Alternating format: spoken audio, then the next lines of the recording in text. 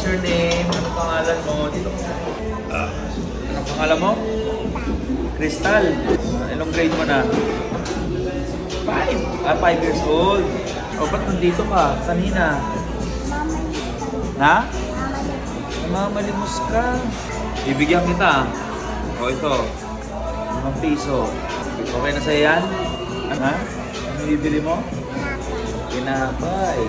Ano mo sa Crystal? Kapatid mo. Dito kayo kami yan. Nasaan na yung 100 pesos mo? Kanina may bibigay yan. Mama, saan na papalimos mo siya sa parking araw-araw? Ha? Ibang klase to si Santi, oh. 500 sa araw. Ang Jeremy mo, kumikita na siya 500. Bibigyan natin kita para sa Kuya Santi na. Bago mo yan.